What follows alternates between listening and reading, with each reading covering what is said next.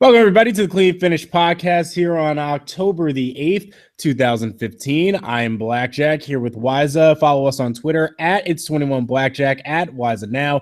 Follow the Clean Finish podcast Twitter at Need Clean Finish. Hit the subscribe button down below to keep up to date with us and everything that we post here. Wow, it's kind of funny. We've done a lot of videos this week. Some of them on your channel, some of it which will be posted here. We really need to get some of the segments, the funny segments on here and diced up and whatnot.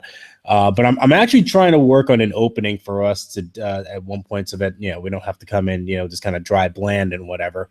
Okay. But yeah, I'm starting to pick out some moments that I really like. Your TNA rant is on there. The Dixie Carter rant is there. There's a lot of me yelling on there. Oh boy.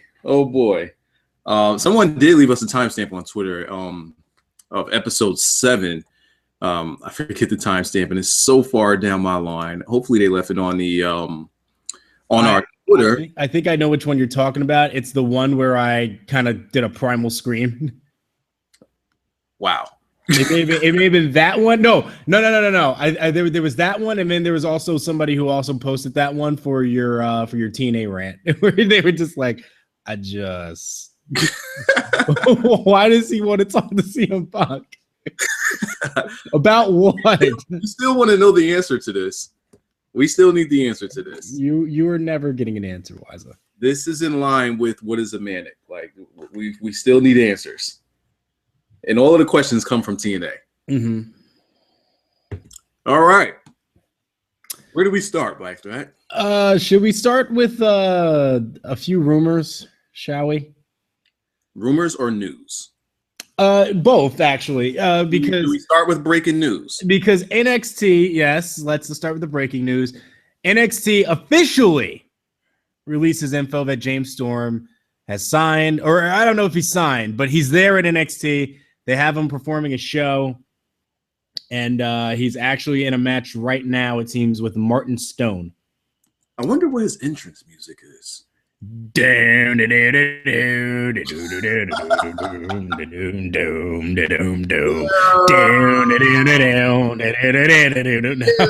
We can't do it. We can't stop.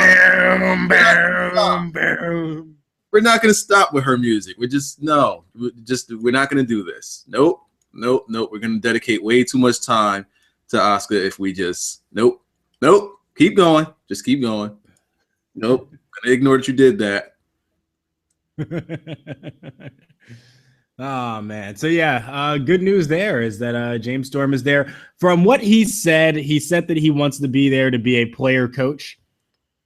Good role for him. I mean, it's nice to at least be in an organization where you know where your money's coming and that the check will be in the mail, rather than to be in TNA where you don't know anything that's happening.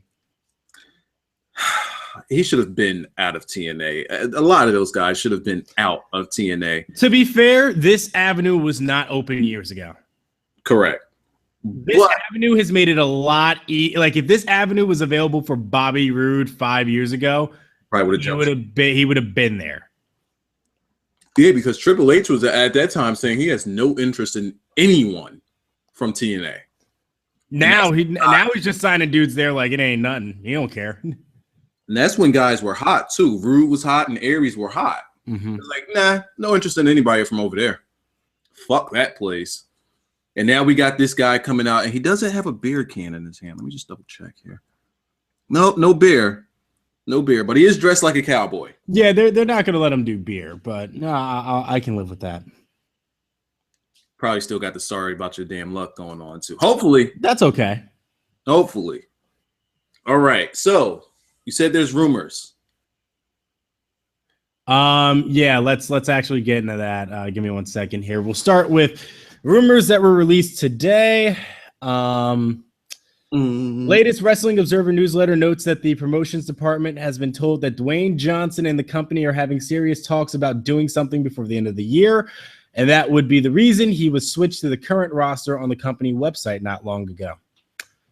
So actually, let's check that out, because I did not know that The Rock was on the The current roster website. Let's see, superstars. Because I do know that whenever I scroll this, I never see The Rock. Nah, he's been on there. Not on the current roster. He's usually Hall of Fame. I would scroll. Or sorry, not Hall of Fame, but retired. I would just see him on the regular roster.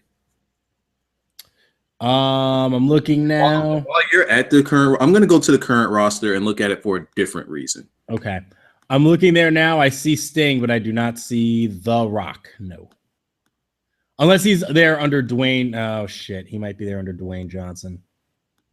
Let's see. Superstars. Yep, he's there. Dwayne The Rock Johnson. Yep, okay. He is there. I swear to God, he was not there last time I checked out the current roster. That pose would look familiar to me if he were. So that's interesting. That there may be some truth behind that rumor. That he'll be doing things. Yep. All right. What else do we have here? Undertaker could be added to more shows throughout the rest of the year because he's healthy and open to working more dates, according to the Observer. I don't know why. Oh, if that's correct, then this is definitely going to be his final year. This is probably going to be his final year. And you know what? He may be doing it actually so that he stays in shape for Mania. Or that, so he doesn't, tank or bomb out there. Worth noting, too, that when everybody came out to congratulate Bayley and Sasha last night, Tommaso Ciampa in that crowd. So I guess he was in there. All right. I guess he got signed. I'll take that. There were some brief rumors going around that there might be heat on Paige over something, but the Observer is reporting there are still plans for her coming off of the Paige bomb promo. There was a rumor a while ago, I remember, where something about Paige dropping the F-bomb, and I can't remember what it is. But apparently there's some rumors that there may be heat on Paige about something, and I don't know what it is, which that should tell you everything. That girl doesn't have pull. I can't express just how far from giving a fuck I do about Paige. Same here. Yo, I don't know if that's on her or if that's on them. It may be a combination of both. It's on honestly. her. It may be a combination of both. Yeah, they missed, but still, it's like what does she bring to the table though? I'm not seeing anything like from her. Like I get it. You look different and you're pale, but you're not really that different. She doesn't. To me, she doesn't. I don't know if she's supposed to have like this bratty, whiny gimmick, but it doesn't look good on her. She's been this way since she's came up, and it's like get off of my TV. She's a high schooler, and there's just nothing. I don't like that. It's the same reason I don't like the Bella Twins because they're like in high school.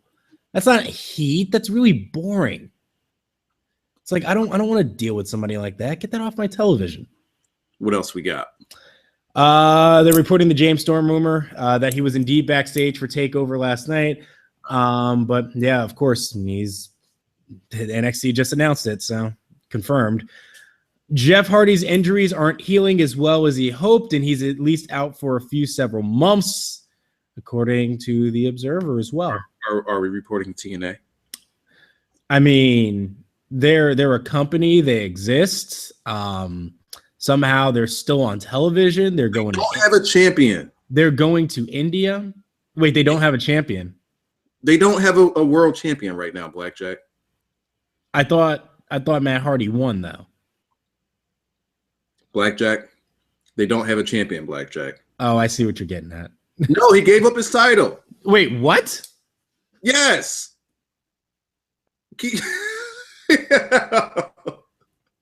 He gave him his title the next day. What? I'm just going to keep eating on my mandarin oranges here. Wait a minute. Yeah. So he wins the title. He holds it for 2 days.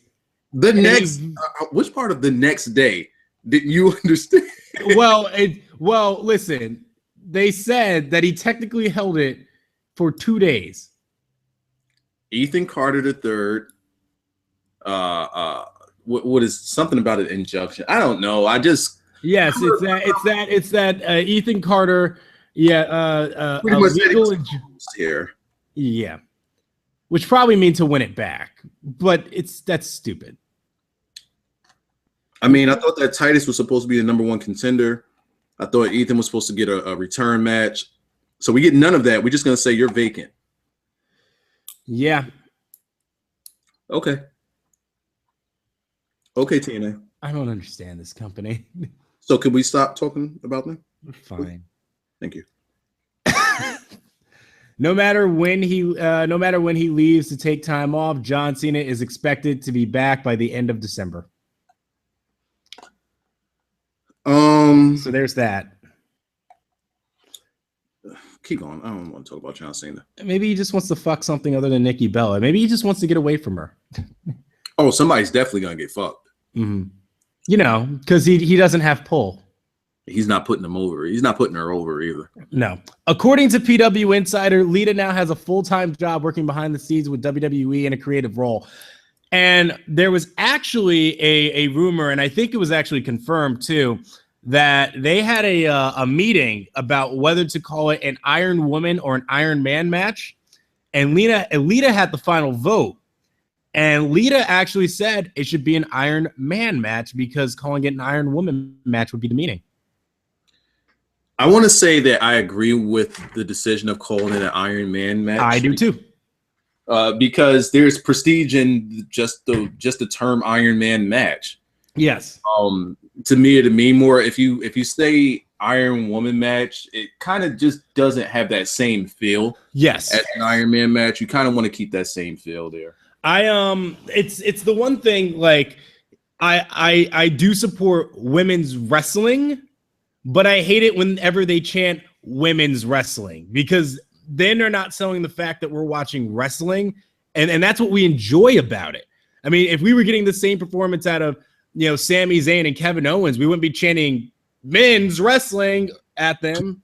I even think or even this is wrestling chants I find stupid.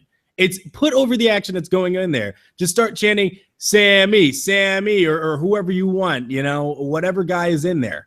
I would say going back to the phrase here, or the name of the match here. Mm-hmm. This is more so women wrestling in an Iron Man match. Correct. You know, so you don't separate them from what the match actually is. No, you glorify what the match is, and you glorify even more the fact that these women can compete in a men's world. Exactly. So I'm all for it. Keeping it as Iron Man match, not Iron Woman match or Iron Maiden match, or just something that sounds silly. Yeah, because then it becomes a joke. Just keep it as what it is. Just keep it as what it is. Don't start remixing the remix. Mm-hmm. Hideo Itami is expected to make his return on NXT sometime next month, or at the latest before the new year. There could be a new woman, the new NXT woman, making her debut at tonight's Takeover Respect events or tapings tomorrow night. Well, it was made official on the Takeover show that Nia Jax will be debuting next week. Wait, what? We'll start from top? Nia Jax is debuting next week. Why? That it's just, hey, look, were you not paying attention to Takeover? I saw her like talking, but she said she was coming next week. Yeah, because at the end of the promo, at the end of the vignette, it said I just saw it. It just said next week. So that means when we watch on Wednesday, she's going to be there. Doing what? I don't know, but she'll be there. Okay, then. She better not be going after no Oscar. Mm-hmm. That was not going to happen. That was not yet. Keep going. October 6th rumors. Let's see. Anyone wondering about the different feel of Saturday's Madison Square Garden special compared to Beast in the East? According to PW Insider, Vince McMahon was responsible for all the booking and production of the New York show, while Triple H was in charge of everything in Tokyo. I would 100% believe that. Even before people knew this, across the board, podcasts all across the board, their reaction to this MSG house show was the same exact word. Meh. Yeah. That was everybody's response to it. Everybody's. The Tokyo show, up until the last match, everybody was like, I enjoyed this. Yes. I enjoyed this for what it was. We had Jericho and Neville. That looked like an NXT match. They were both great. There were matches people were big on, absolutely. While this one, and I said it felt like it was way too overproduced to be a house show. Yes. It did. They made it a bigger deal than it needed to be. Yeah. Felt like I was watching like a watered down version of Raw, and I don't know how much watered down you could get than Raw. Right. Japan felt like a house show. It really did. It felt like a special house show. Yes, especially with the NXT stuff and then bringing the flowers in the ring. They let people throw streamers in. It really did feel like this is like a complete parallel universe. The report goes on to say that McMahon is micromanaging every decision and overseeing everything related to television as a result of the rating slip. So anybody saying that he doesn't... Why don't he just look at the reaction that NXT is getting and learn from it? Just look at what the fuck is happening here. Look at the crowd reaction. Look at Twitter when they tweet hashtag NXT Takeover or hashtag NXT. Mm-hmm. Look at those tweets in comparison to hashtag Raw. Here's some, yeah, I know. Here's what may be some decent news. Apparently there was supposed to be a transition of power to Hunter at some point. But that transition of power has been put on hold. And Triple H has told anyone pitching ideas to him to see if Vince likes it.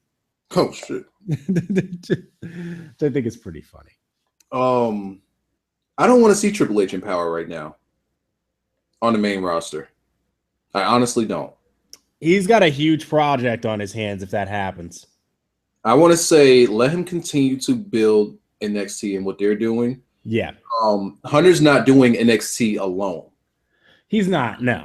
So more so you want to start getting those guys who are working on NXT, you want to start getting them involved in the main roster and start cutting down on some of them damn writers.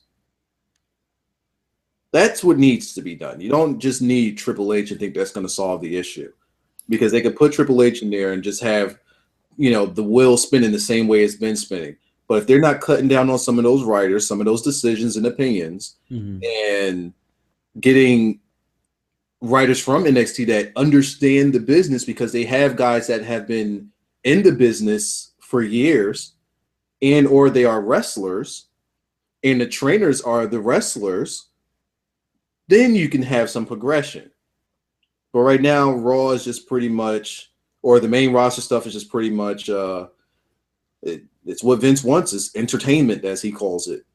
It's a TV show. Yeah. So apparently some people thought that John Cena's requested time off was to marry Nikki. Which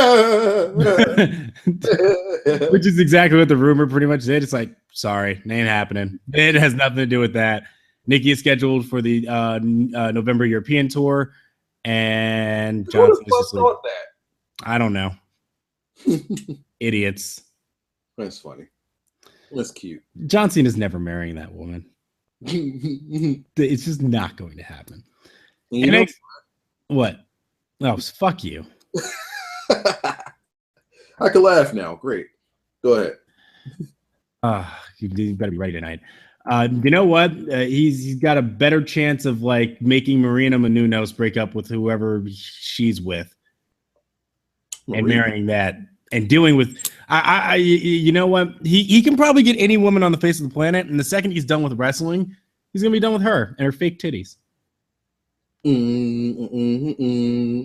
Oh, sorry, wrong timing. NXT filmed numerous matches at the Louder Than Life Festival in Kentucky this past weekend.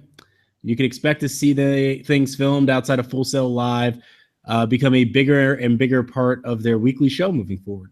So that's interesting. Nice. Promote them house shows. They're trying to make money. Mm-hmm. Filming for the second season of Lucha Underground will supposedly start the week of November 14th in the same Boyle Heights location in Los Angeles. The El Rey Network has already stated new episodes will start airing in early 2016. Wiza, do you watch Lucha Underground? I've caught a few episodes. I've caught a bunch of episodes. I didn't watch the entire season. Huh? Watched a bunch. I want to say about 4 episodes in the beginning, Uh-huh. tailed off, and then I started catching on about the last third. I want to say the last third of the season, but I am very happy to hear that they're coming back because that was the thing that everybody was worried about. But how about you with Lucha Underground? I've seen like a lot of people talk about it. I'll watch the reviews of it. I'll listen to people say, you know, and I keep NXT's competition. I know that's the problem. And there's so many things like I want to watch, and I just never sit down and have the time to do it. But I have seen some of their matches and the stuff that they do. Man, I mean, it's completely different from NXT too. It does feel like a TV show. WWE should want to be. Yes, it really does feel like if WWE wants to be a TV show, they really should maybe start watching Lucha Underground. Because that is a TV show. Not only that, but they give you great, compelling wrestling. Oh yeah, and the women wrestle the guys. They don't give a fuck. Yeah, they really don't give a fuck. They don't try to, sell to kids. They just try to sell their product. If Asuka was in Lucha Underground, she would be the champion. She would have been the champion yesterday. She would be the company's champion there. Let's keep going. I can't talk. We'll go over Monday's rumor too. Ratings? Huh? What ratings came in? Oh, that's a good. I should actually check that out. Ratings for Monday Night Raw. It may have actually been a little better this week. Let's see. Wrestling. I mean, it didn't have Sheamus and Orton, so. Okay, so let's talk about last week. So last week, it was terrible. Last week, the Fallout from Night of Champions. Oh wait, no.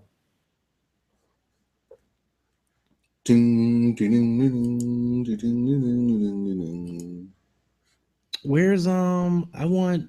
Okay, what was it? October 5th, 2015. Okay, it's looking like viewers are up from last week with Brock's return. After weeks of following viewers, WWE's flagship program, Monday Night Raw, the company finally got some good news. Sorry. All right. Okay, then. This week's show actually gained viewers. I'm sorry. I can't help myself. I can't help myself. Go ahead. I can help. This woman is the shit, Blackjack. Okay, I don't know how much longer we could go on without saying this. I don't. This woman is the shit, Blackjack. Okay, I don't know how to kick you out of this, but I will find a way. I will find a way. God damn it, man! Go. The show actually gained viewers. They were up from 3.33 million to 3.37. Jesus Christ, WWE. So it was slightly better. The hourly breakdown was 3.47 million hour one. They actually went up to 3.49 million in hour two. Oh, they thought Brock was coming back out? Maybe. And then somewhere at hour three, they just said, never mind. At 3.16 at hour three. And that's supposed to be their best hour. Yeah, and this is despite the fact that they promoted the shit out of the U.S. Open Challenge. Oh, the John Cena part of the show went down. Nice. So that's just showing that John Cena isn't all right. If we put in John Cena, we're gonna get the ratings pop. No. Nope. So yeah, let me go over these last bit of rumors here, and then we can talk about other things. Looks like at Hell in a looks like we'll know the direction for John Cena as the U.S. title headed into the Hell in a Cell pay-per-view. It is expected to be one of the members of New Day. I swear to God, if New Day wins this United States Championship and John Cena comes back and takes the title off of him, that better not happen. There's some talk that Sasha Banks could take part in whatever the Divas title match ends up being at Hell in a Cell, possibly a fatal four-way. To which I say, who is this fourth person going to be? Yeah. Paige? You mean can't win a match? She would have no business being. Actually, you know what? That makes her a perfect candidate to get a title shot. Becky Lynch has more business being in the title picture than Paige. Wiza. Sting. Okay. Yeah, you don't like it, do you?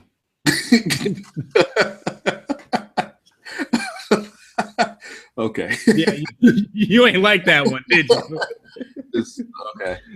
Sting. I mean, Nikki told you wins don't mean nothing, so Sting. Okay, Sting. Los Matadores apparently had a fan kicked out of a house show this past weekend. They have no clue why. The fuck? Yeah. How do you report that and don't know why? I don't know. And according to PW Insider, there was a lot of unhappiness with this is some funny TNA news.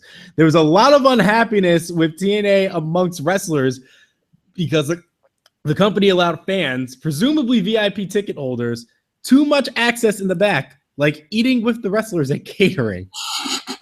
Somebody just sat next to Ethan Carter and said, "What's up, dude? Yo, You look like you don't want that belt, bro. Yeah. Can I get that? Y'all get this chicken all the time? You gonna eat that whole biscuit, bro? You gonna eat all that?" And he's just sitting there like, "The fuck are you doing back here?" So I see you took the last piece of steak. With that big dog. Hey, you gonna eat all that brownie, bro? Yo, you took the last pepperoni, dog. Just cut that in half for me real quick. Yo, what the fuck, man? TNA, man. TNA's great. This is great company. TNA. We could have went there and just sat with Kurt Angle like, no. Yo, Kurt, what up, man? Hero right there, man. Yo, in 2000, you was the man, homie. I ain't think I'll see you back here, Kurt. Hey, Kurt, when you coming back to WWE, though? Just curious. that gets you kicked out. Fucking TNA. Like, what the like, come on, Sway. Come on. They don't even have integrity anymore. What's that? They say, I'm going to eat it. I put it on my plate. Didn't look like you was paying too much attention to that one particular meatball. Let me have that. Ryback just shows up with tuna. He's got a bucket of tuna. Ryback comes and he's wearing a vest and he has tuna. You get the fuck out of there. You watch from a distance because it's about to go down. Did you see what all those guys put in the comments? Because I said something about steak and he's like, steak and catering. Whoa, this is TNA. They probably got microwave meals. Oh shit, they got steakums. Time out. So they just cater at Elio's Pizzas.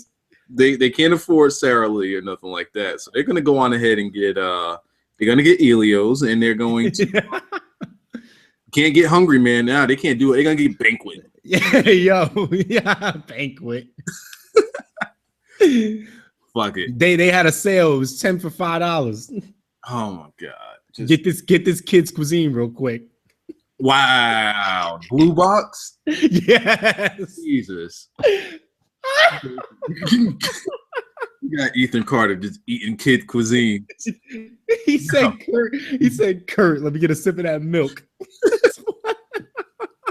You gonna eat all them peaches, big bro? Oh god. We gotta stop with TNA. Oh, TNA, you're hilarious. Doesn't get more low budget than TNA right now. Oh, okay. All right. Do we have the laughs out of us? Like, yo, Kurt, I got this biscuit, but I ran out of gravy. Can I stop up some of that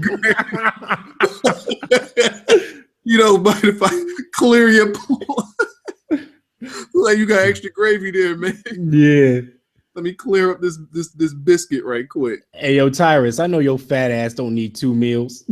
Tyrus just stares at him. Yeah. All right. We can be done with TNA. We're done? Okay. All right. I got it all out. I'll let you. All right, fine. I'll let you go ahead and have your moment. What moment? Because I have to have I have to pitch my idea at some point, but I'll let you have your 15, 30 minutes, however long you want. You're clearly, you're clearly. I don't know what you're talking about, Blackjack. You really? Nope.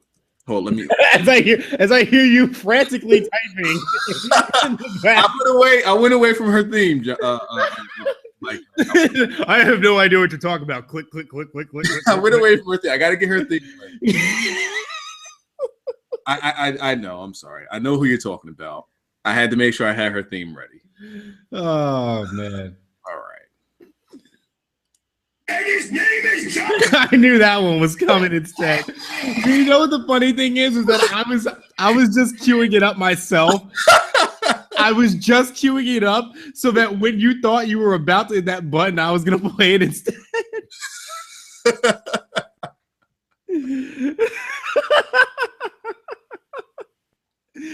Oh man, that's funny. Damn it. That's funny. Oh boy. All right. Okay. So I said on Twitter that I believe that Asuka is probably the top 5 best wrestler on the WWE roster. All right. She's pretty damn great. I'm going to go through and name some of the best overall wrestlers. This is why you're looking at the roster. Yes, this is why. Excuse me. This is why I was looking at the roster. Okay. So we're gonna name out of the champions who's better than Asuka. There may be only 2 guys. There's only 2 guys. There's only 2 people. There's only 2. Yeah. That's Seth Rollins and Keith Owens. Right? So now I'm going to go into letter A. Seeing nobody. Letter B, we have nobody. Mm-hmm. Still in B, nobody. C, Cesaro. D, you could go with Daniel Bryan. Not WWE Daniel Bryan. Well, you could go with Daniel Bryan. I'm not even going to say Dean Ambrose. No, not at all. I'm not saying Ziggler. Nope. Mm-hmm. I'm in F right now, and I'm getting nothing here. Okay. I am in J. Nothing. But see, I should have hit that when you said there were 2 people. I would have let you get the Seth Rollins and then John Cena. I mistimed that one. I'm sorry. I'm sorry, audience. I failed you. John Cena's a champion, so it could have worked. It really could have. Yeah, it would have been perfect. You fucked up. All right, so he waited for J. All right, so all right. I'm reluctant to say the letter J anymore. I'm still going. I'm in K now. Who the fuck is Kyle Edwards? So that's shit. He used to be like Ada Arcala or Oral Arcala or something like that. I would put her. He does backstage stuff. I would put her ahead of Natalya because then we start talking about performance as well. Who Kyle? Oh. I was like, Kyle Edwards is a guy. I got really confused for a second. No. I would love to see Natalya and her wrestle because Natalya has worked in New Japan and just seeing them go strong would be great. All right, so now I will put so far, and this is a tough one with Sasha Banks. So I will put 1A and 1B on that one. Okay. I am in T now, and I'm just not getting a better wrestler. Maybe Cody, but Sting. Maybe no, I'm like not even Tyson Kidd. I can't even give it to Tyson. Maybe Tyson Kidd. Whoa! Come on, Tyson Kidd. Tyson Kidd and Asuka would put on I think they would put on a great match. Yeah, absolutely. It's just we don't treat Tyson Kidd as well as he should be. They haven't really let him go. But I just went through the entire main roster, Blackjack, and those are all the names I was able to pull. Okay, that's it. Now let me go to NXT. So how many was that on the main roster? What did I name? Like 4? Okay, so Seth Rollins, Kevin Owens. Tyson Kidd is an honorable mention there. I didn't know that we were keeping count. So Seth Rollins. I'm Who not do you saying say? names. I'm not saying shit. Seth Rollins, Kevin Owens. You're not queuing up on me. I'm just stop. Nope. I'm going because I'm at the roster right now. Lovely. Seth Rollins, Kevin Owens. You said Brock Lesnar too, right? Hell no. Okay. Cesaro, right? Yeah. Okay, so it's 3. You said Daniel Bryan, that's 4. You're not counting. Okay. All right. And then I guess you just went quiet for a little bit here. You get Keith Owens, we already got. Were you giving Natalia that or what? No, I was giving that to Asuka. Okay. Neville? No. Okay. Because then we get into performance, and I think that she's more well versed than Neville. More well rounded. You know what? I would pay to see Asuka and Randy Orton. Nah, maybe a prime Randy Orton. True. What about your guy Rusev though? Nah, Okay. I'll give it to her. Okay. you don't want to see her German him all stupid. We ain't gonna do that. Okay. You weren't giving Cody Rhodes anything. Yeah, I didn't. I'm not sure. Okay. Cody, but Tyson, but we're giving the nod to Tyson Kidd. It's tough. No, that wasn't a jab. I'm just saying. It's tough because Tyson and Cody are pretty much the same level. Correct. When they let those two go, Tyson Kidd might be a little better, but Cody. But yes, I do agree that they're of similar skill. All right, so we'll give Tyson Kidd the nod. We weren't sure about Cody though, and Tyson Kidd has worked over in Japan too. So, all right, so we have 5. All right, let's go to NXT now. Did you name Sasha, by the way? I would, yes. So that's 6. All right. So now we look at NXT. None of the champions are better. Who are the champions right now? Nobody. Finn Balor. Oh God, yeah. Yo, Asuka's robe, like she was just the shit. So far from what we've seen in NXT, I got to give her the nod over Apollo Crews. Yeah. What we've seen so far in NXT. Yeah. He hasn't done much. He's sold a lot. With the except. See, now here's the one that really had me on the fence. Chad Gable. I don't think I'm not on the fence on that one. Got to go with Chad. Yeah, Chad's a monster. I want to see them go. Like even as a performer, it's like they both got it. I mean, could you imagine her being that fast with Chad Gable? Be ridiculous. We're putting her up against men. This is crazy. So far, we've only named one woman that's on par with her. One. No Aiden English. That ain't happening. Let me look. How about Eva Marie? I'm just gonna keep going. I mean, Act like I didn't say that. I mean, all right, Sami Zayn. I mean, Eva Marie's a guy. Yeah. Sami Zayn. Sami Zayn is not a guy. Sami Zayn, okay, yeah. And I think so what is that, 7 now? That might be where we stop. Damn, here's another one. Tyler. What about Hideo Itami? Thinking about it, and she's a lot more well-rounded than he is. What if Hideo Itami and Asuka formed a team? She would carry it. What if Asuka won the women's title? Hideo Itami came back, and then they formed a tag team, and they won the tag team titles. And then Asuka just goes and kicks Demon Finn Balor's ass, and she holds all the titles. And she just holds all the titles. Be decorated like everybody else in Japan does. Yes, just over the top, ridiculous. This one's tough. Tyler Breeze. I'm not sure. I might have to put. God, he can work. Tyler Breeze is going to be a star in NXT. You know what the crazy thing is? We're all really upset about Tyler Breeze, and we'll talk about this at some point, and how he's being utilized in NXT. And then I looked him up today. He's 27 years old. It's not that young. It's not that young, but he's younger than Zayn. He's younger than Owens. He's younger than Joe. He's actually younger than quite a few guys.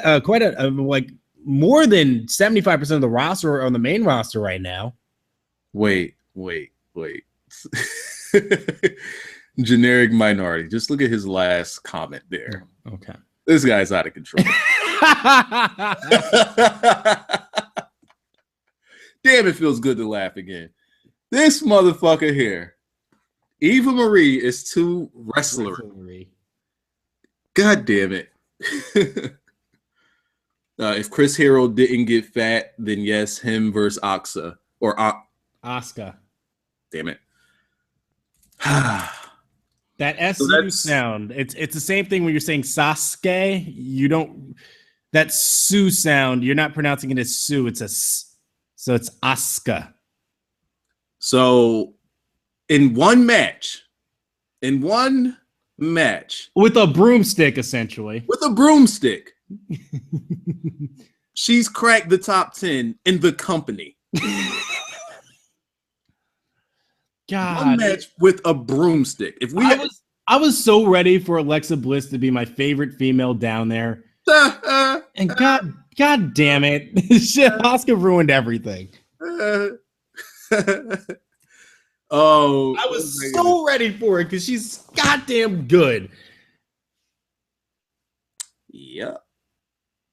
Well, I told you that. And here's the next thing. I think it'd be best if they just go on ahead and call Bailey up.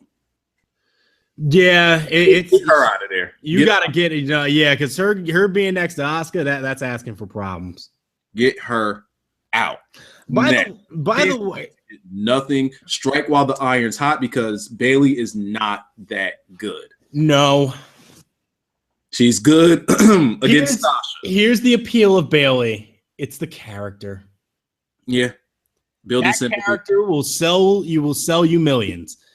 Her can't talk. She can't talk. But that's her selling point, is that she can't really talk. It's everything she says. It's that everything that she says is just genuine. She sounds like a real person. She's relatable to little girls. When she loses, it actually builds her character. Unlike other people, where it's like if they lose, you kind of lose interest. When Bailey loses, you feel bad for her because she really does. She looks average and she feels average, and she kind of is average. Get her out of there, because the longer this goes on with her in NXT, the more she's going to get exposed, especially now. Because there's not much good talent to work with that can put on good matches with her. Yes, and the one other thing is this. A lot of people have started talking a lot about the women's division, and I know that a lot of it has to do with the Four Horsewomen and the storytelling there, but let's be honest here for a second. When did we really, really start getting into them? When was it suddenly a huge deal where we were talking about, holy shit, they're putting on better matches than the men? Sasha and Charlotte matches. All of a sudden, Sasha wins the title, and suddenly, how exactly was Becky Lynch part of the Four Horsewomen when she came so much later? Because she was a part of the whole team. What was it? The BFFs? Not when they first started, but no. Not even when BFS was over, she still wasn't there. She came in by herself, and she had the stupid Irish gig. Yeah. Then the next match she had, they actually kind of changed. They changed her theme. Yeah, they reworked her a little bit. Then they put it together with. I think they put it together with Sasha as a tag team for. No, she was there. She was there with the BFFs because I'm looking now. Yep. She actually teamed up with Bailey in a losing effort to the BFFs. Yeah, wasn't that one of her first matches? Yes, she lost to the BFFs against Charlotte and Sasha. Yeah.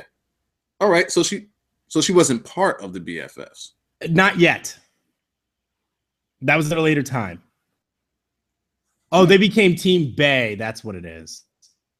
Best at everything. And that was her and Sasha, right? That was her and Sasha. Yeah, but she was. Yeah, but when the BFFs were a thing, she was there.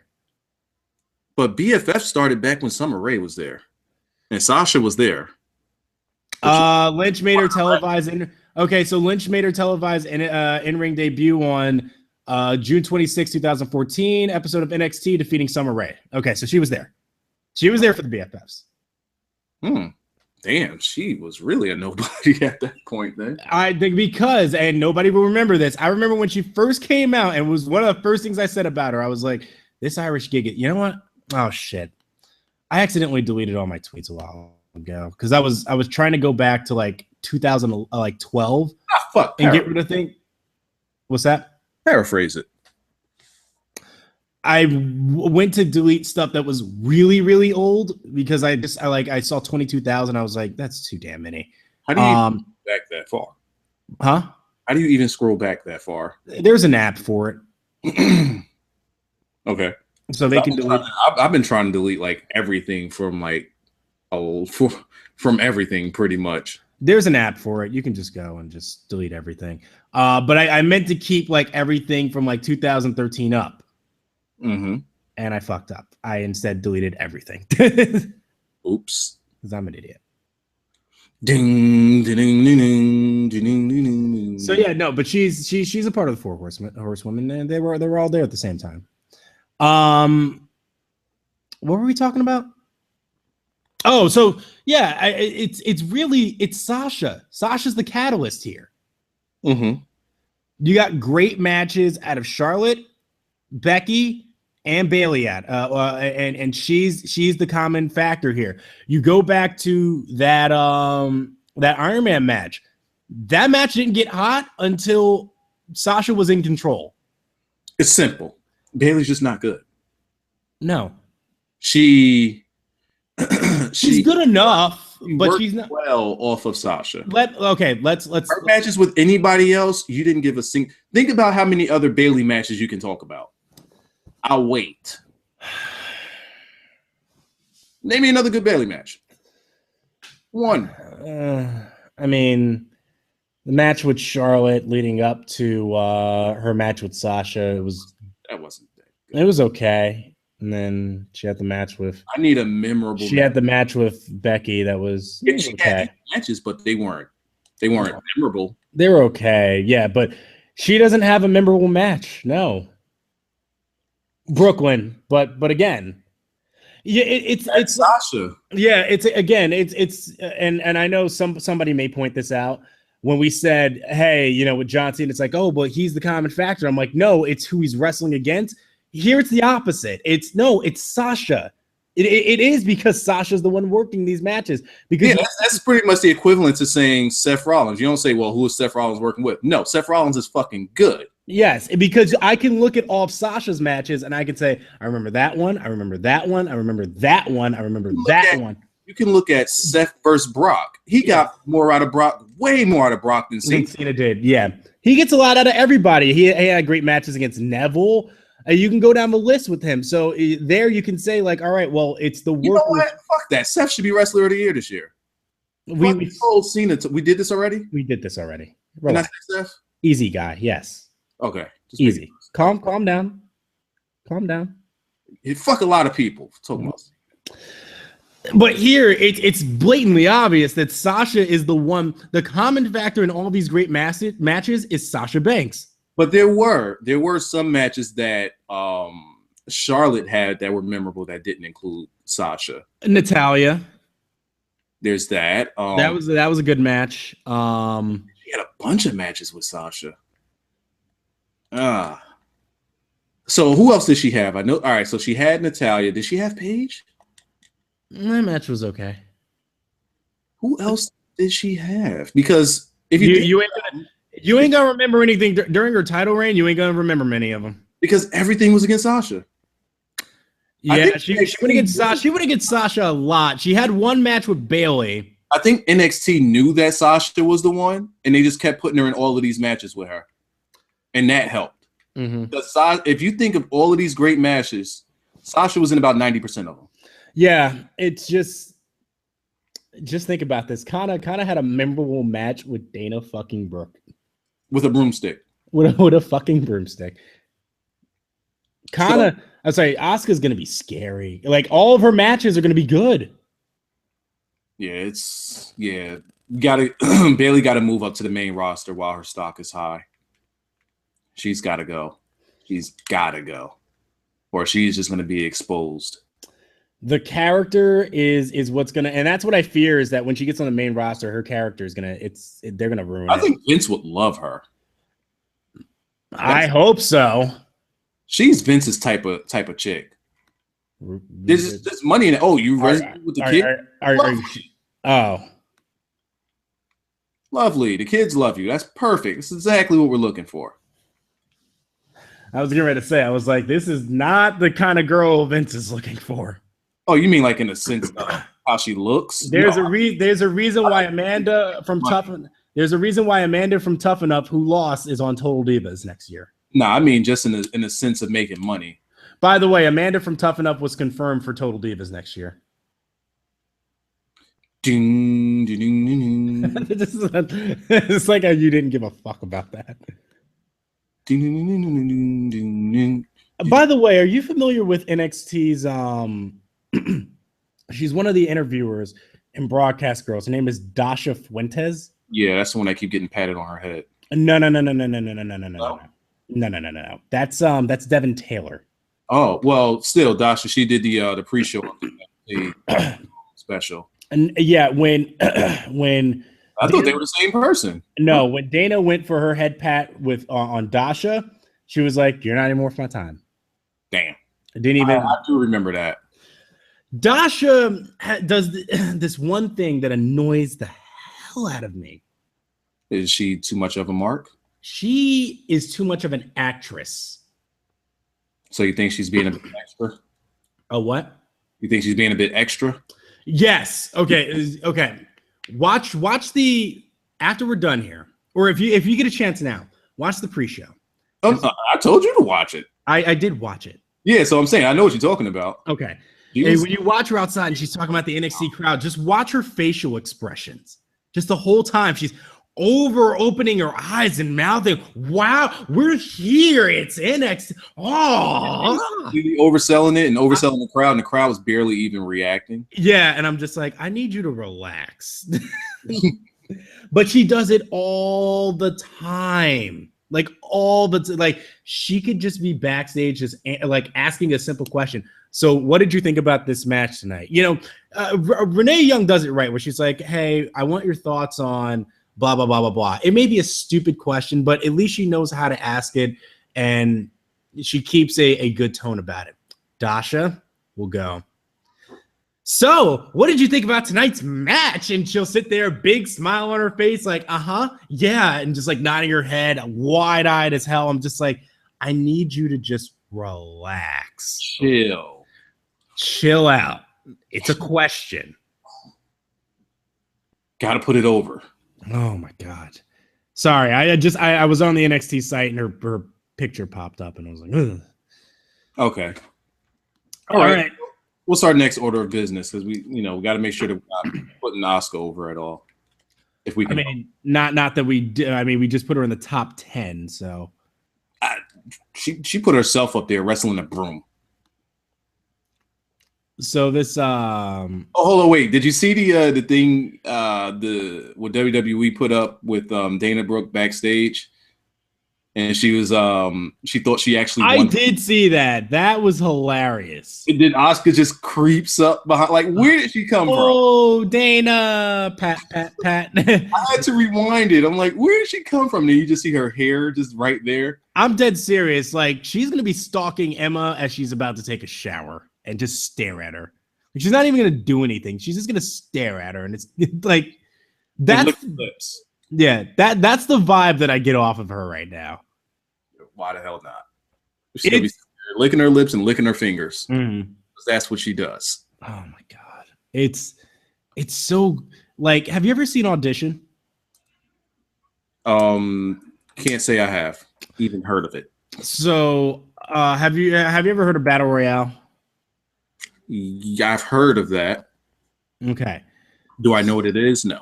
Okay, so Audition and Battle Royale are two. What's the genre I can call this? But my Colts are winning 10-0 though. Yes, they are. So essentially, They're both. They're both. I don't know if horror is the right word for it. Audition may be a little bit more horror. They're very gory. So basically, it's about killing people. Okay. Audition. It's this widower takes an offer to screen girls at a special audition, so that they can find her husband a new wife, or sorry, to find her friend a new wife, and the one girl that he really, really likes. Oh, sorry. There you go.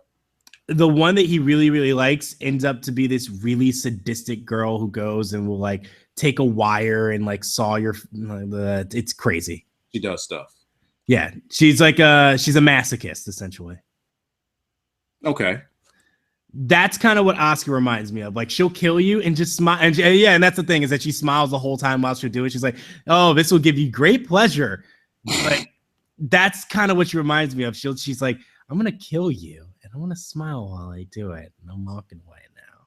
It's like, and I'm walking away now. Yeah, like all right, I'll see you. I'll see you later. You don't want to mess with her. Yeah, that's not who you want to mess around with. Damn it, man. Oh yeah. So they start letting her come out with face paint and like different costumes. There's money. Like, yo. I gotta see her wrestle more than a broomstick, and then we could probably put her top 5. Mm-hmm. After you did say that at one point. I forgot about that. Osiris just John Cena. Can she squash John Cena? In the U.S. Open Challenge? You know what? I wouldn't mind it. Let that happen. Cena's not going to put her over. No. Cena but he has no pull. Cena will leave the ring before that happens. Mm-hmm. Oh, Oscar's here. I'm out. Nah, I'm good. I want to live. I left the belt there for you, too. Oh, can you imagine her in the Bellas? I left the belt there for you. But I'm not about to take this pin. That's not. Yes, that will not happen. And I'm not about to tap out to you either. Nope. So here's the belt. We all know how this is about to go down. Just take it. Just take it. Don't say I ain't never do nothing for you. I just laid down for you without laying down. All right. So you were saying Osiris said something. Yeah. Oh, yeah. That I forgot that happened. See, why is it? It's a movie that you have to see, but the second I say this, you're not going to want to see it. Okay. One of the men that she keeps, she has him in a sack and she feeds him his own vomit. The fuck? That's if you watch it, you'll understand what I see in Oscar and why she's. It'll come off sexy to some people, but it'll scare the shit out of you. I mean, essentially, that's her character. Yeah, it's a culture thing there. Not vomiting in people's mouths, but the. Not feeding them their own vomit. From the movies that come from Japanese culture, especially ones like that. That's the norm. That's the character, yes. So Cyrus said something about because I remember at one point we were talking about Bailey, and you said something about her finisher is a freaking belly to belly, Blackjack. Which it is. It is, yeah. It's a belly to belly fucking slam. Fuck Bailey. I was just starting to like her. Too. I know you really liked her, and now all of a sudden you're like, fuck Bailey. Like I'm always gonna like her music. Her music's always gonna make me happy, but ding ding ding ding ding ding ding ding. The hugging gimmick and all that, I'm all for it. But just her as a worker, no. And I'm not going to be convinced otherwise either. I'm just not. So shall I pitch this idea that we talked about in Skype? Go for it. So I actually did technically talk a little bit, but I didn't talk fully about this on the podcast.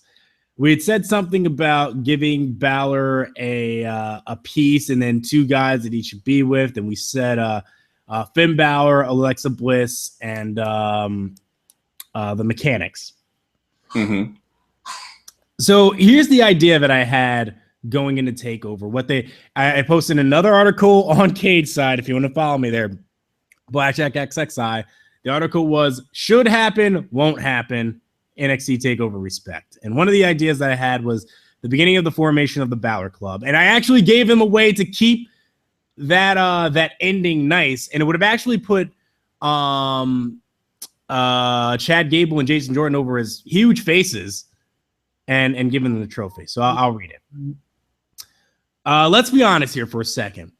Once we get past the face paint and the entrance, Finn Balor is a pretty dull character. Wouldn't you agree, Wiza? Pretty dull. Correct. Yes, I get it. He's very graceful in the ring. He's a great worker. But even in New Japan, he was fierce in ring. When he turned on Taguchi, ending Apollo 55, and started the Bullet Club with Bad Luck Fale, he was at his best. He's his best when he's a heel. The Bullet Club was his biggest, was the big appeal. Was his big appeal. Sure, the paint was great, but him as the leader of that faction is what put him and everyone in that group on a whole nother level. He'd insult in Japanese wrestlers, their traditions. He was great. He became a character, the real rock and roller. The light-up jacket matched up his persona. So far, all we've gotten in NXT is that Finn Balor is this guy who came from Japan. He puts on paint that he calls the Demon, which, quote-unquote, taps into his creative side. Now he has a jacket, which doesn't really say Demon or even Champion. I don't care if it's not popular opinion, but the guy still needs a lot of work in his character, and I think even he realizes this. I pitched this idea. I think Finn's fully aware that Joe is coming for that title, and so far, this tag team tournament has been a way to sell the tag teams. Boy, was I wrong about that. Most think Joe is going to turn, and it sure seems that way. But I think Finn should be the one who turns here. I'll actually get to my full reasoning a bit later, but the immediate reason is that Finn knows Joe is a threat. You want to sell some Balor Club shirts and get the Balor Club over? Actually have one. So as Finn and Joe's match with Dawson and Wilder comes to an end, Finn should finally make the turn and accidentally hit Joe with a Pele kick or something like that, giving Dawson and Wilder the opportunity to hit the Shatter Machine and get the win.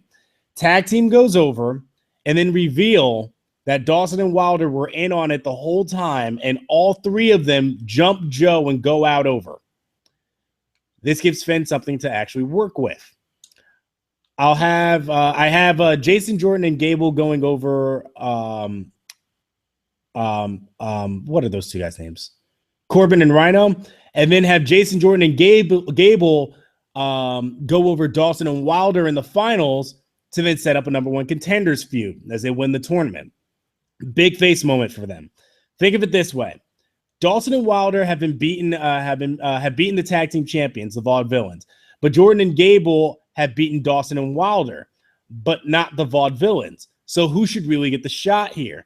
This way, you can establish Jordan and Gable as faces and start the transition and make it seem natural, and then have Dawson and Wilder really get in their heel work. Yeah, no one wants to boo Jordan and Gable. No.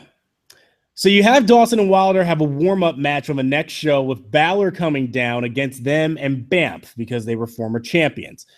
Balor keeps Alexa in check the entire match on the outside, and Murphy and Blake have to fight off Dawson and Wilder on their own. The story with the Blake and Murphy thus far is that they can't win without Alexa. At least that's the story that they're telling. So they lose here again in this match. Balor comes in to jump them after the match, as Bliss doesn't know what to do. I mean, it makes sense. There's three guys there. She's outnumbered, and she's a girl. She's not going to sit there and try to fight them. That'd be stupid. Dawson and Wilder keep going to work as Balor raises the title facing the camera as this happens. Alexa stands on the ring apron looking... Does he flex his jacket? Sure, why not? He's a heel now. He can do it. Alexa stands on the ring apron looking babyface as if she may try to save Blake and Murphy or stop the beating. And then she comes in, smiles at Finn, respecting his championship, and just starts stomping them out as well. This gives Blake and Murphy a redemption storyline as faces when they have to prove themselves again as a team without Alexa, but gives Finn a full ensemble. Alexa said that she hangs with winners. What bigger winner in NXT is there than the NXT champion? and she becomes a sensational Sherry figure for the Balor Club and a mouthpiece for Dawson and Wilder. And from a visual standpoint, the sex appeal between Finn and Alexa would be off the fucking charts. It'll work. I'd have Dawson and Wilder get their win back over Gable and Jordan with Alexa's help, beat the Vaudevillains at the next takeover. Now she's champions. Balor Club is decked out in all gold with their sinister manager, Alexa Bliss. Finn's got his bodyguards with him now. Dawson and Wilder then get elevated being with Finn. Alexa Bliss is now regarded as a legitimate booster. It also ties in with one other thing, and that's the return of Hideo fucking Itami to avenge himself. Mm-hmm. So you make it that Finn Balor takes out whomever he sees as a threat. Think about it. Owens seemed pretty honest when he said that he didn't attack Itami. That's something he definitely would brag about. It's Kevin Owens. He loves bragging about it. It wasn't him. He didn't do it. But he didn't. Suddenly, Itami wasn't there for the triple threat match, and Finn got to walk over Tyler Breeze on his own. Remember, Itami did beat Balor in San Jose to go to WrestleMania. He stole something from Finn. But not only that, he proved that he can beat him too. So Finn did what he had to do and took him out. Finn has watched Samoa Joe beat the mighty Baron Corbin and wreck dudes thus far in this tournament. He knows that he's a threat. He keeps patting his title. Finn's getting paranoid. So he talks to Dawson and Wilder backstage. Obviously this is off screen, but he talks to Dawson and Wilder backstage and gets them to form the Balor Club under him to keep Joe under wraps. Everything lines up now and establishes Finn as a heel. After all, heels are supposed to be a bit cowardly. That would certainly do it. And now you have a fired up returning Itami who can even tag up with Joe to try and bring down the club, and Balor after Joe, and then go after Balor after Joe's first title shot. At some point, it can build to an Itami title shot, and he could beat Balor for the title to avenge what happened to him. It'd be a nice way to kind of bring it all forward. And then Itami as champion would open the door for a certain guy that has already beaten Hideo Itami. Who's that guy, Wiza? That'll be Tyler Breeze. There you go. That'll be Tyler Breeze.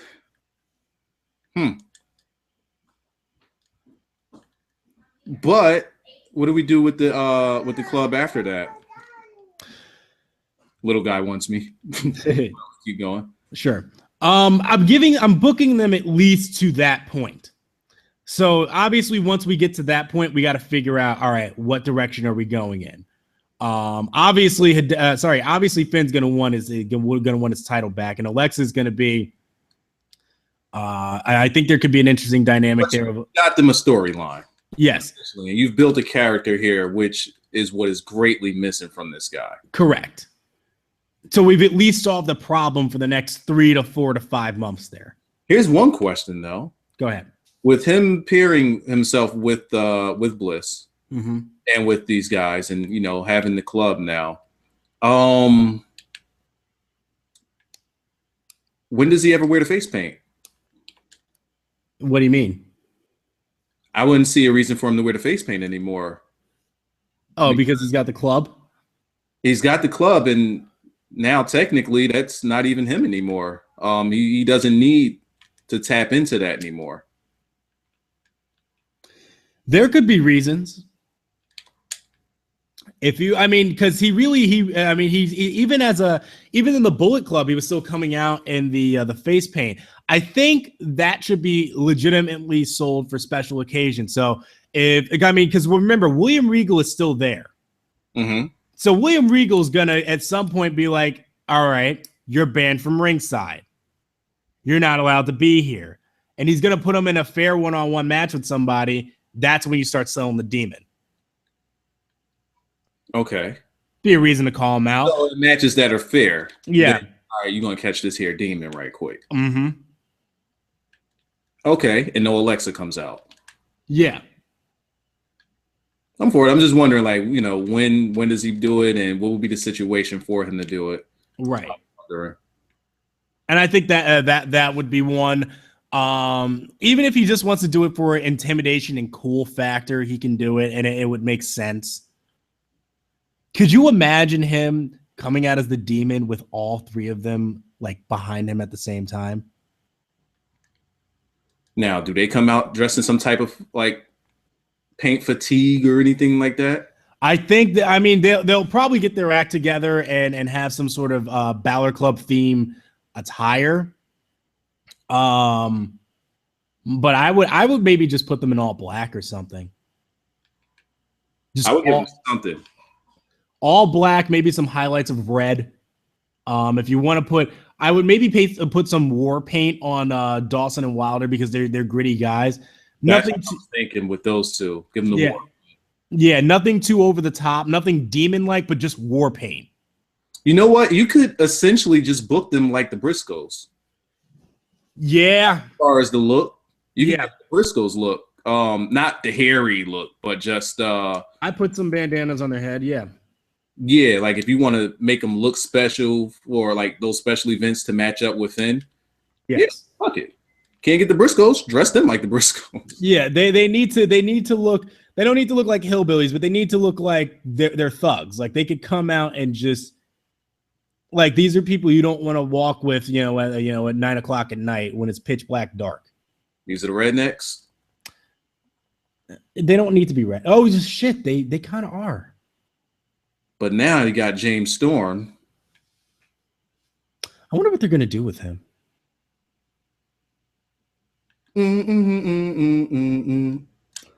Could you imagine if the Briscoes were here? If the Briscoes were here, I'd have to tell Dawson and Wilder, all right, nah, sorry, their Balor Club is it's gonna be these guys. Well, no, because then you can essentially you can have the Briscoes be the faces. Oh, true. This way, the Dawson and Wilder continue to get over. Now they got help getting over because they're part of this group. Yeah. They would need it more than the Briscoes would. That's true. Yeah, the Briscoes will be established. You're absolutely right. And I think it would be you're right, because it would be way more interesting to see the Briscoes want to, because they may be the sort of team that can handle Dawson and Wilder on their own, but with Finn there, it becomes an interesting dynamic. Mm-hmm. Yeah, you're right. The Briscoes with Finn, then it's just overpowered at that point. Yeah, then it's like nobody's ever gonna beat them. You're right. So, how long ago did you put that up? About a day. It was just before the pay-per-view. There's a lot of typos because I wrote it like in 30 minutes. So you try to be quick and beat the pay-per-view. Yes, so that nobody could be like, oh, but you knew. I'm like, no, I'm typing this just before. So what was the response to it? What was the general response to that? Nobody said anything. All right, we gotta get that scene more. Yeah. But yeah, I really think that in terms of kind of bringing things around for people, because I don't book for one guy. Do I want to highlight one guy? Yes. But I think the importance of booking is if you're going to highlight one guy, you better have exit strategies for everybody else. Like, how does this benefit other people?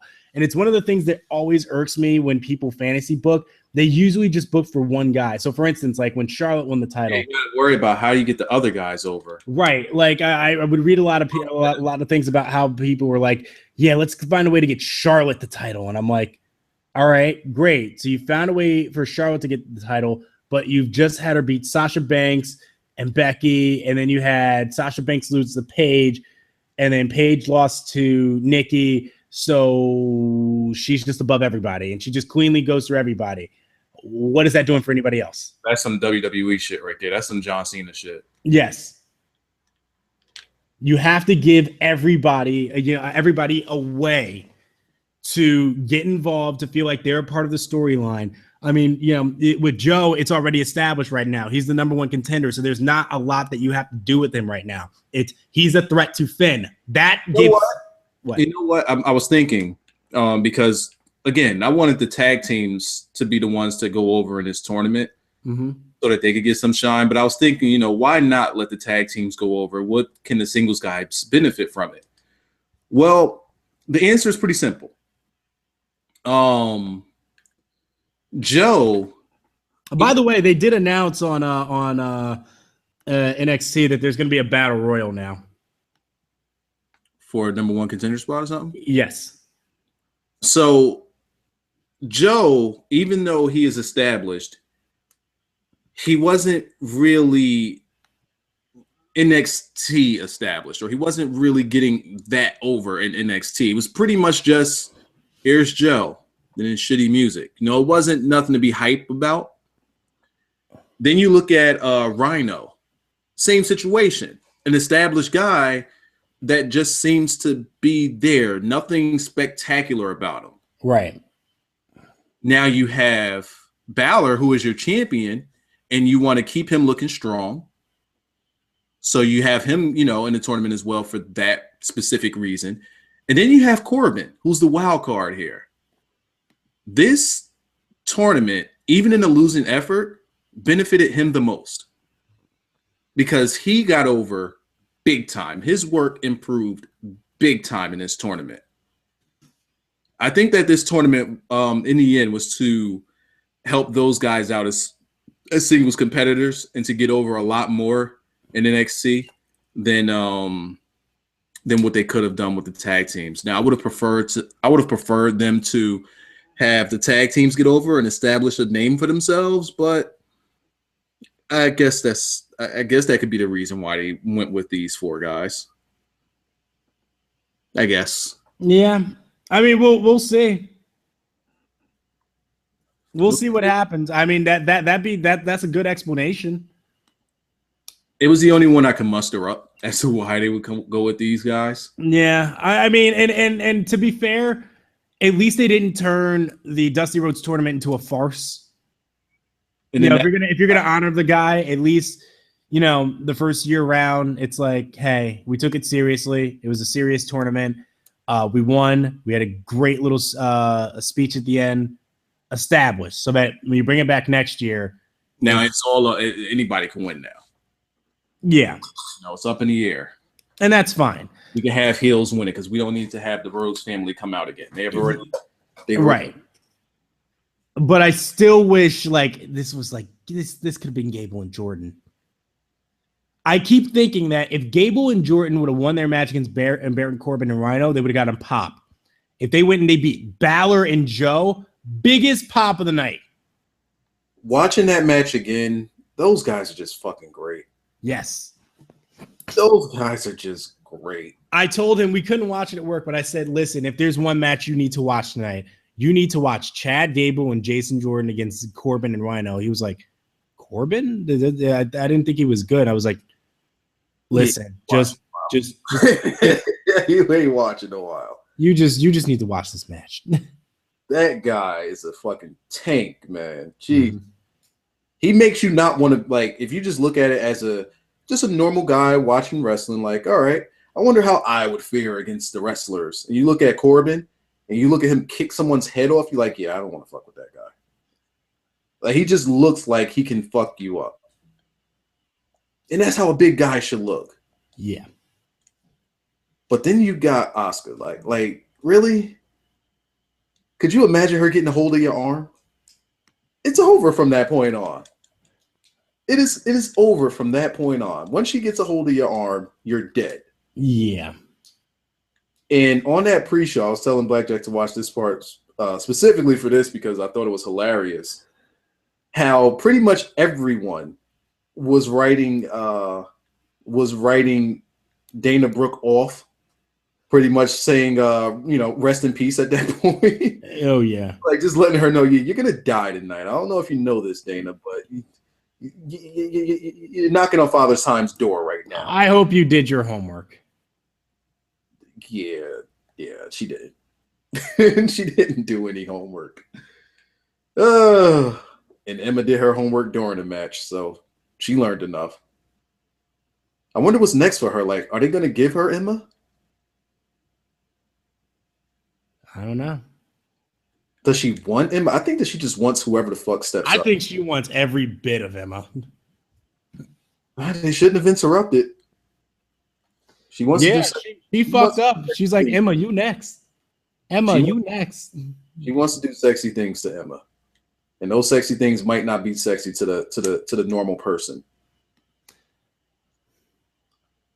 She's gonna twist her like a fucking pretzel. And yes, that tilt-a-whirl into an end of days was fucking ridiculous. That was fire. That was fire. All right, so we talked. Did we talk about like both brands here? Did we talk about main roster and NXT, or did we just talk about NXT a lot? We talked about NXT a lot. What do you really want to talk about? It is very clear, and this isn't even an internet smarky thing to say now. It's just clear as day. NXT is a superior product to WWE, where there's so many great talents up there on WWE, and you just watch them and you're just like, what the fuck are we doing? And you come down to NXT, where you have people like Dana Brooke and Baron Corbin and shoot, I can't think of another guy who should be great as shit, and they're stars, and they look good. And Yep. they put on. I mean, granted, they're not the sole reason why the matches are good, but they understand enough where it's like you can get believable performances out of them. And even if they aren't at the top right now, they are treated as if they are stars. Gable is treated as if he's a star. Jordan is treated as if he's a star. Rhino, not so much, but Joe and Balor both treated as stars. Tommy's out of injury, and they even showed him tonight. Treated as a star. Tyler Breeze, even though he's losing, they still feature the fucking guy. Apollo Crews, like everybody feels like they matter. I know we went on this rant before, but Raw is John Cena and Friends. That is just what it is. It is John Cena and Friends. Sooner or later, it'll be John Cena, Roman Reigns, and Friends. Oh, yeah, definitely John Cena, Roman Reigns, and Friends. The writing's on the wall here. Wow. John Cena, Roman Reigns, and Friends. Oh, man. Anything else we need to cover? Oh, we have to do questions today. We promised the people that we would take questions. Oh, boy. This should be interesting. In the chat, you guys can try your best to get us to cut this podcast off with your horrible questions. We'll be taking them and answering them, and we'll see who's a piece of shit tonight. Now, do we remember who the reigning and defending champion is of last week? Do we remember? Because I don't remember the name. I'm terrible. It may have been Generic Minority. I think it was. Let me look at the Twitters. Because Generic Minority, what sent us off last week? Because I think I cut you clean off. The Iron Sheik's 10-inch meat. That's right. Iron Sheik's 10-inch meat. Okay. So I'm going to look to make sure that that's who that was.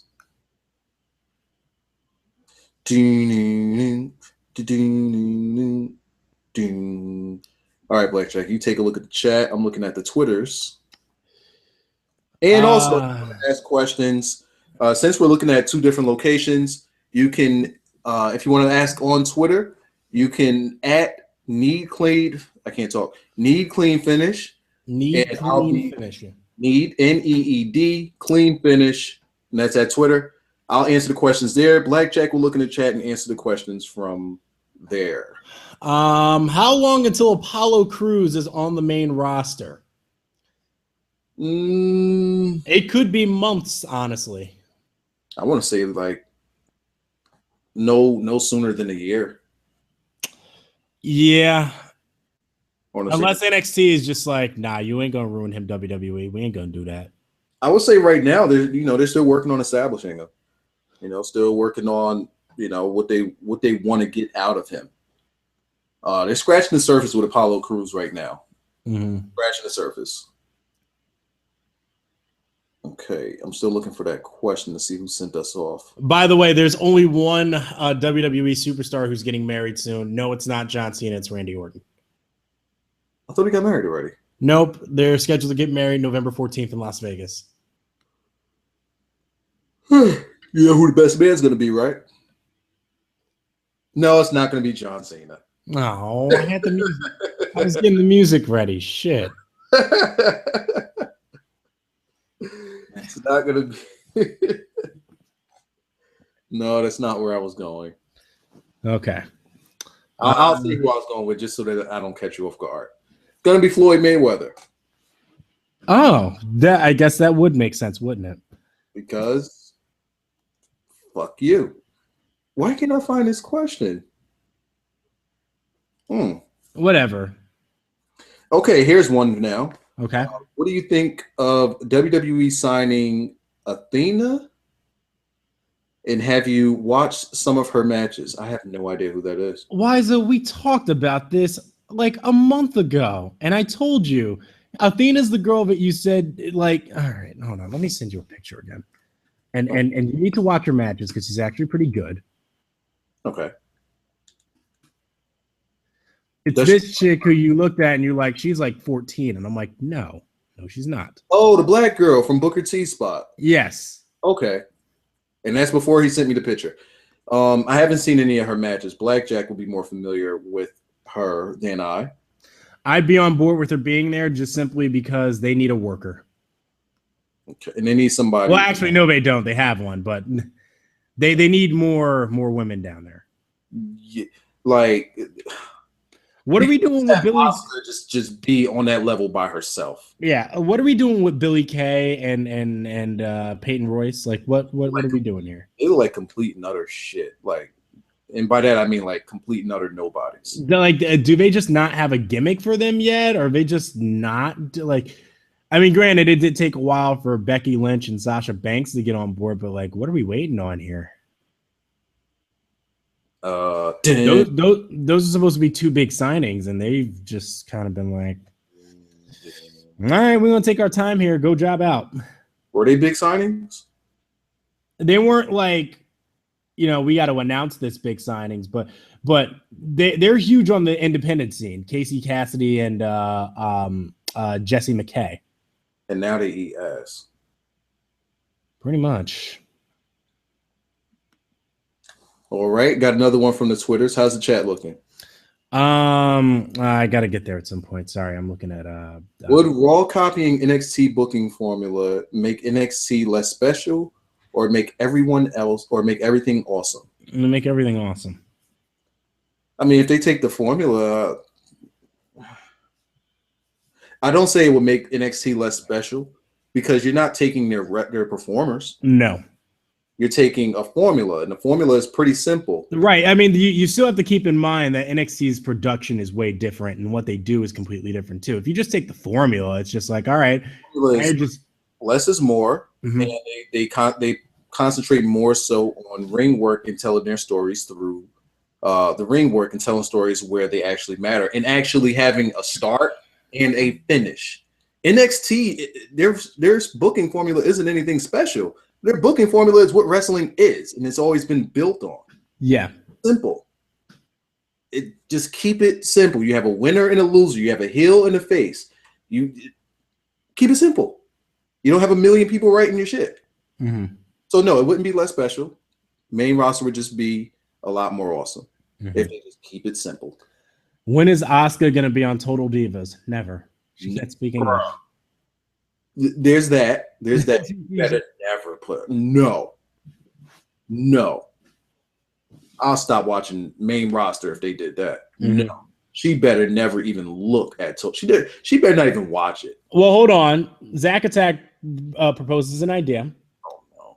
There should be an episode of Total Divas where Asuka shows up and kicks the shit out of everyone. Wait, what? How about an episode of Total Divas? No one is safe, Wiza.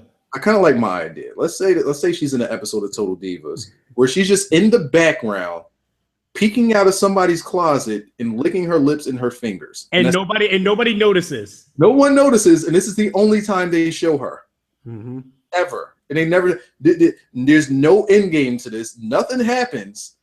They just show that, and she just drifts off into the darkness. Essentially, there's no reason for it, and I love it. When is Kevin Owens going to package pile driver Eva Marie, though? You see, the problem is that Eva Marie will botch it and break her neck. So yeah, she would somehow manage to get him to turn it into a DDT. Yeah, package pile DDT. All right. That last one was from Andrew. Andrew, why can't you have a last name I can pronounce? Andrew Wiza? What? Andrew Gorikin? Well, anyway, this next one is from you know what? Fuck you guys for not having normal names like Wiza. Oh yeah. I'm gonna take the last 4 letters of the alphabet. Okay, never mind. Let's drop the X, and then I'm just gonna put an A at the end. That's my name. Fuck you. All right. Should I really try this? All right. I see. No, that's not what that says either. All right. So I see is the sky on fire. Oh, I set the sky on fire. Okay. But he's missing a T. Fuck you for missing a T. He sets whatever. That's the gimmick? Whatever. He sets the sky on fire. All right. So who do you think will challenge Cena at Hell in a Cell?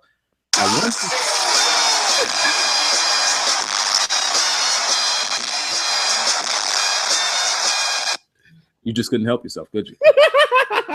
No, it was perfect too. Because who's John Cena gonna face in Hell in a Cell? You've been waiting all night, haven't you? He's gonna face himself in Hell in a Cell.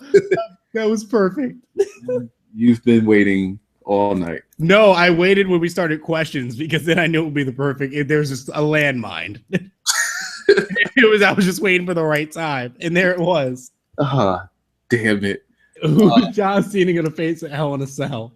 I want to say Ziggler because that's what I heard, but it could be anyone. I think it's gonna be Kofi Kingston from New Day. Although I do think a John Cena Ziggler feud is coming, and oh my God, no, oh God, no. I'm not thinking it'd be anybody I would care about. I don't give a fuck about a Cena match. But it'll be okay. John Cena's gonna dump Nikki's ass soon enough, so she can try to go back with Ziggler, I guess. And Jack Trotter, with Storm going to NXT, do you think Joe is an influence on Storm and others from TNA to go to NXT? No. They'll just TNA at this point it's just like, are you ready to leave Dixie Carter? All right, we'll take a look at you. They're pretty much going there because they fucking want to. I don't think that they're resistant going on WWE. It's whether or not they can get in. That really is. At this point, this is the best time and chance that they've ever gotten to do so. So it's just a matter of, hey, when do you want to come over here and at least get looked at? Now, what you may also be asking here is, do we think that Joe is opening the door for TNA guys?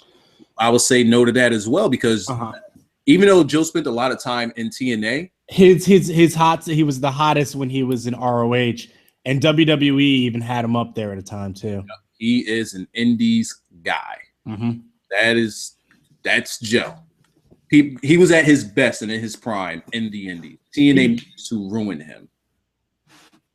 So yeah, take that.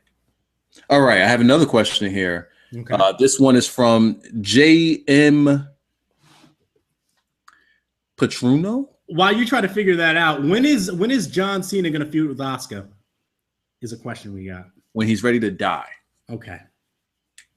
But so never. So never, basically. I got Petruno here, J.M. Petruno. Okay.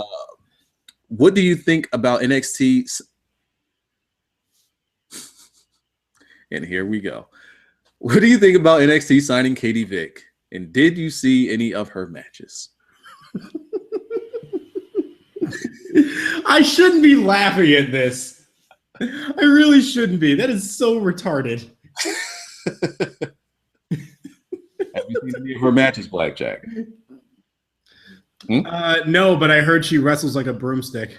All right. So her and Dana Brooke, WrestleMania 34, book it. It's gonna happen, brother, dude.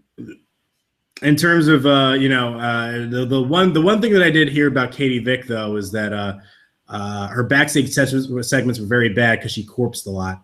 All right. Fuck it. I had to. Fuck it. Oh man. All right, let's see. Damn, I'm getting all the questions on the Twitters. What Do about you think Cena is just using Nikki so he could get a better place in the company? Maybe. That might be it. Would you rather go knees deep in Taryn Terrell or Asuka?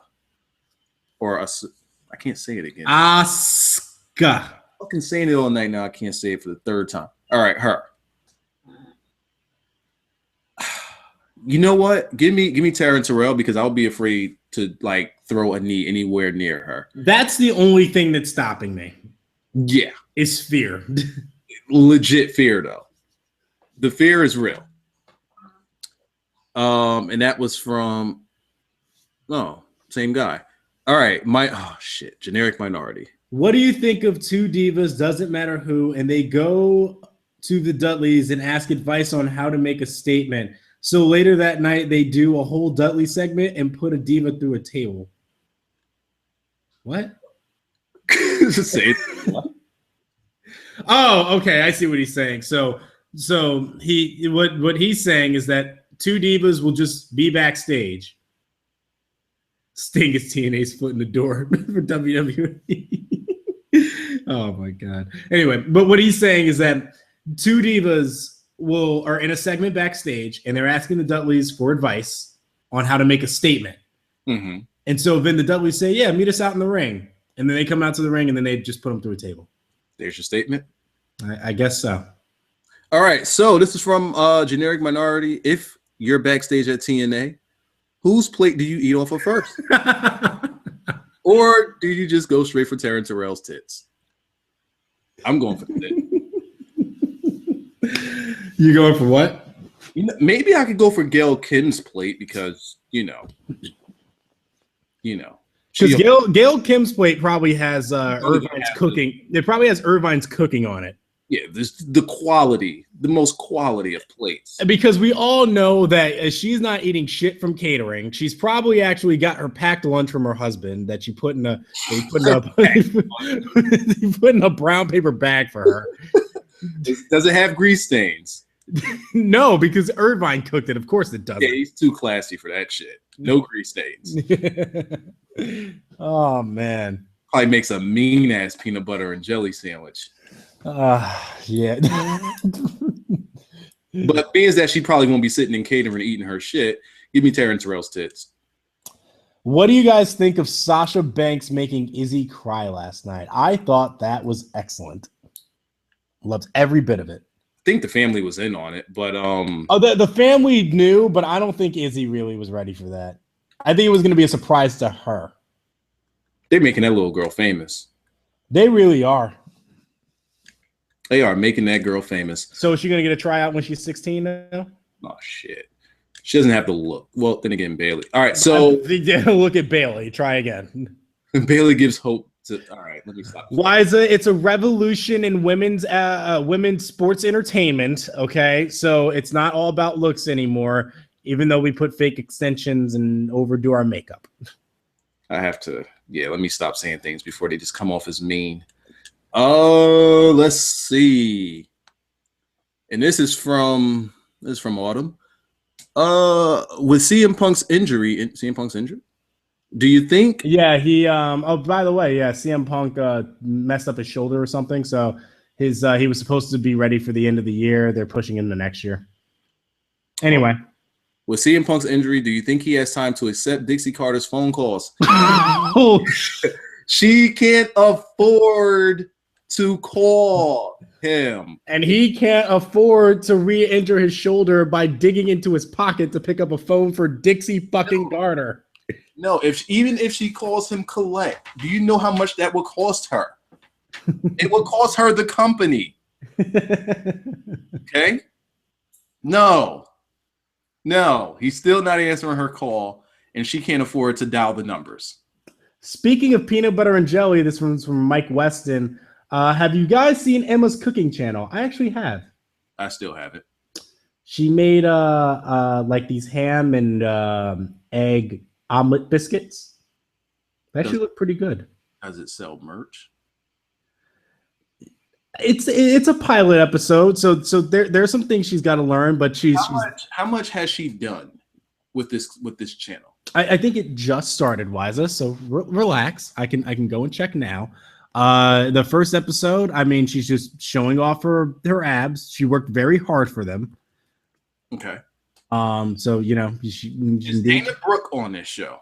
Dana Brooke is not on this show because I want to see on the show, Blackjack. Because she's not trying to make this money yet. But she's getting there. Know who I want to see on the show? PB&J French toast. I'm interested. I need to see Asuka on this show, peeking out of the closet,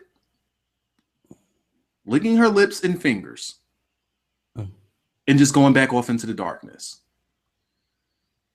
Okay? Yeah. It's so basically what it is. It's Emma just kind of being her natural self.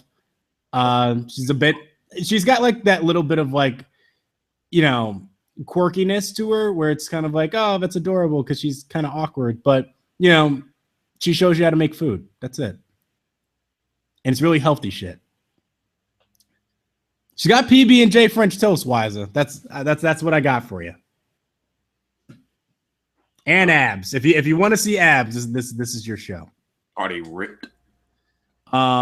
She's really sculpted. It's really strange. Like she's toned and you can see it, but it's not like dead obvious. But when you look at like her abs, though, like they there. You see them there. Like she got the 2004 Randy Ortons. Let me see. Hold on. I gotta look at Randy Orton in 2004 now. Does she have the 2004 Randy Ortons? I like how you're talking about this like it's a shit. Like they're You know what? She actually kind of has a definition somewhat similar to that. Not as like closed in as Orton. Yo, Orton was out of control back then. Yes. That dude ain't do nothing but dips and crunches all day. Yes. Let me go look at 2004 Randy Ortons. Right? Like you look at him, I'm like, this dude's a surfer asshole. All right, let me see.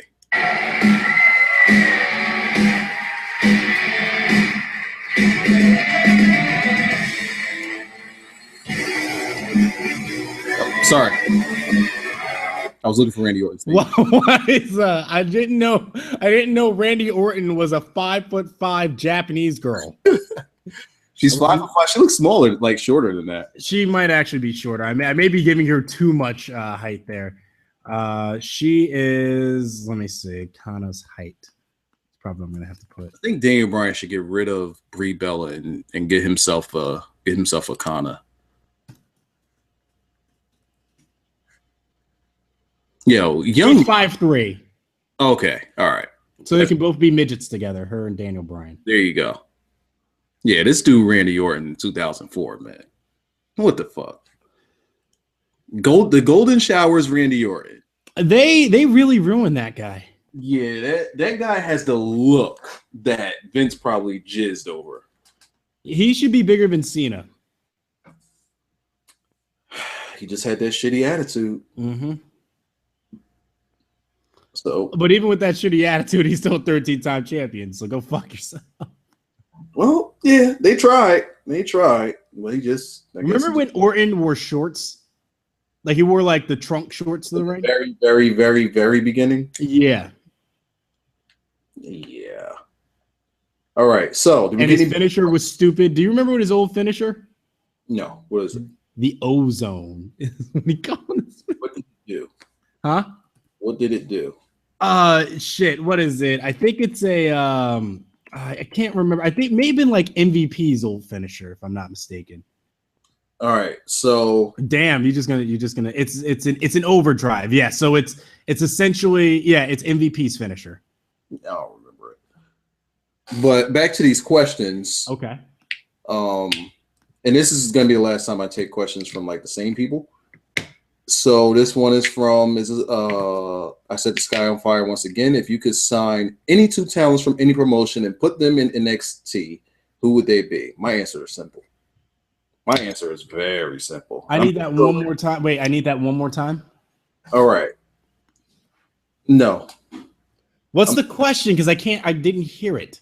I'm not asking you, Blackjack. I'll copy and paste it in the chat. I'm not asking you the question again. Why? No. Fuck you. No, no. Why is it? Just give me the fucking question. I didn't hear what. No. It's not even a setup. I genuinely wasn't. I legitimately was not paying attention. Here you go. What? I didn't even think about that, but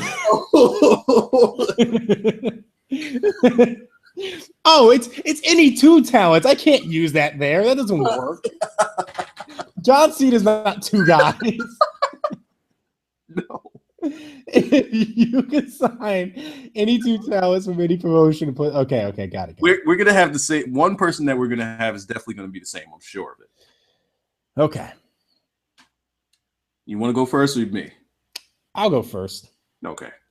My first guy would be Zack Sabre Jr. Yep, that's the one guy I said that we would both say. There it is. Zack Sabre is for sure. Mm-hmm. Who else you got? This one may be a little shocking. Okay. Because I'm pretty sure that there are guys who can work better than this guy that you'd like to see. Like, you have your Jay Lethal, your Jay Briscoe, a bunch of guys. Who's big over in Japan? Can I say Moose? Like AJ Styles and Moose? No. Okay. I'm actually gonna go with Dalton Castle. Yeah, that guy's character is great. That guy's character is great. He's not too shabby in the ring either. No, he's not actually. So to go away from what you said, because we were both going to say Zack Sabre Jr. anyway. So I'm going to pick two different guys, and I'm going to go Adam Cole. Oh shit! Yeah, that's a good one too.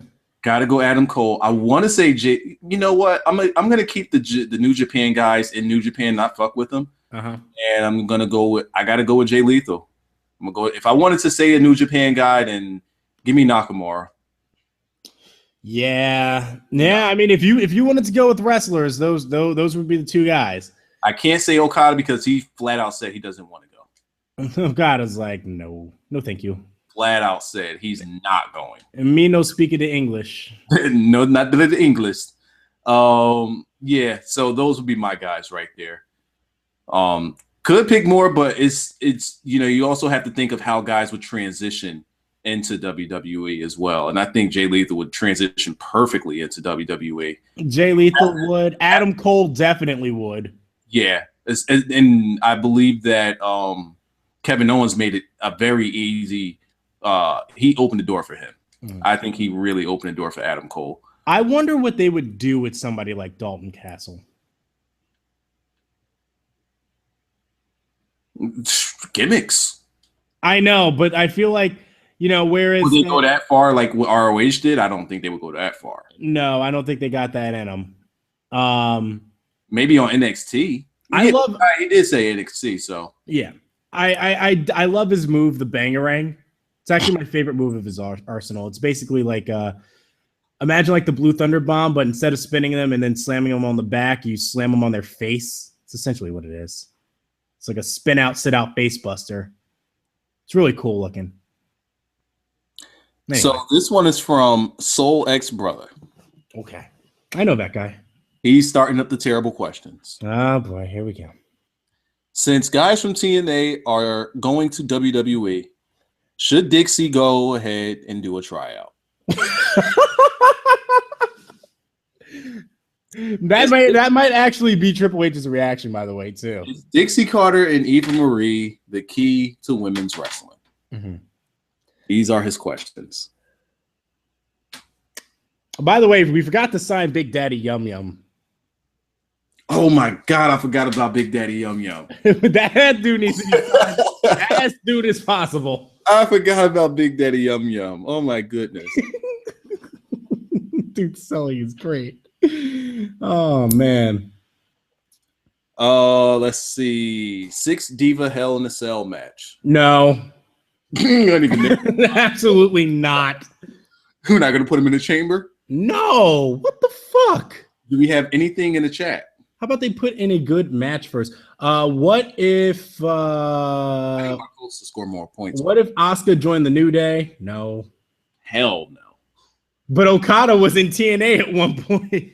Yes, he was, and that's probably why he's never coming to America. He'll do ROH. He has no problem with ROH. Yeah, but he's like, "Oh, you're a big television company? No, I'll pass." Fuck you. I'm not.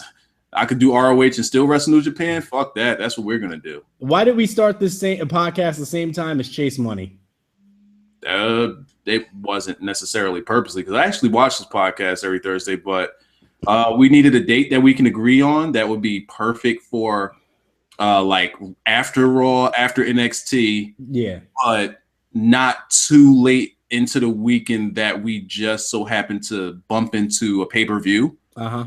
And also just not Friday because we might want to fucking have a life on Friday. So true. That was just the ideal time or day.